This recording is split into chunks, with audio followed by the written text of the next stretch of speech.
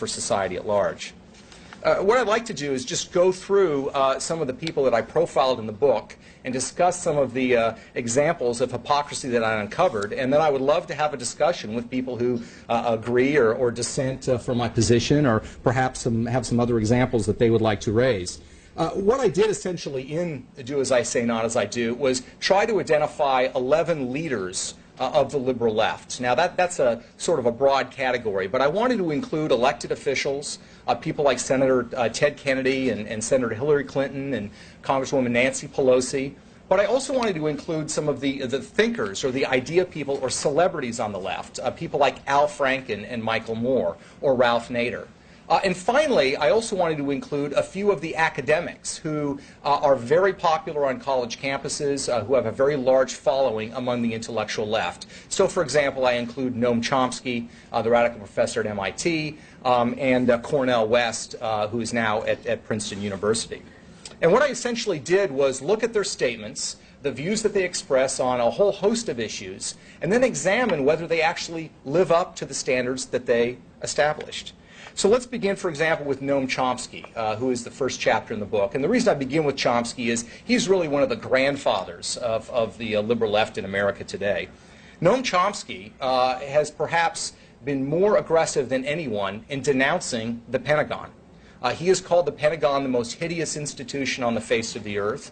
He's condemned it repeatedly, and he's taken a very strong activist position on college campuses. He's opposed to ROTC. He does not want college students to take scholarships from the Pentagon because he considers that to be essentially dirty money.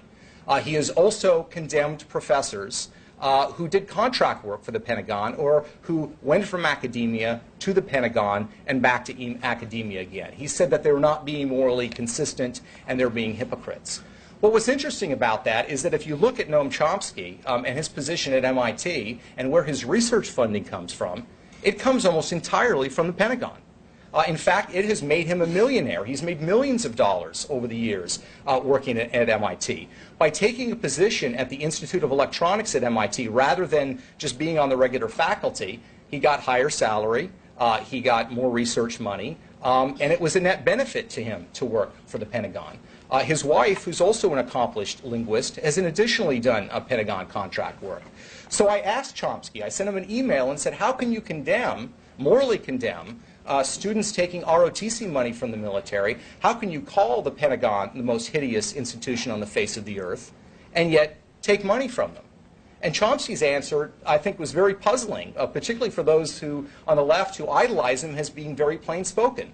He said to me, well, where you get your check from is really a bureaucratic question. And then he went on to explain, and I quote from his email in the book, where he said, you know, in fact, we all really work for the Pentagon. Now, I don't know about you. I'm still waiting for my check from the Department of Defense. But, you know, this was the rationale that he used, and he went on to explain that because we all use the Internet, which was developed by military research, that makes us the same, you know, morally inconsistent or culpable as he is in taking millions of dollars from the Pentagon. I think it's a ridiculous analogy and a ridiculous approach. The other thing that Chomsky has done repeatedly, and I quote him extensively in the book, is go after what he calls evil tax shelters. He has numerous times talked about the fact that the rich and the wealthy don't pay their fair share in taxes. He condemns trusts and tax shelters and claims that it's outrageous and that they should all be overturned. Well, a funny thing happened on the way to his investment broker. Noam Chomsky, I found out, has set up a trust for his own family. So while he's condemned it on the one hand, he went to a very white shoe law firm in Boston and set up a a family trust on his own. And he's assigned the copyrights to his books to that very charitable trust. Again, you know, I asked him about this in an email, and to his credit, he did respond. What he explained to me was that this inconsistency was okay because he and his family had been working on behalf of the poor for the past 30 years. So it was okay for him to have a trust, and he explained to me that he was proud of the fact that he had been able to set aside a considerable amount of money for his children and grandchildren. Never, of course, answering the question why other Americans shouldn't be equally proud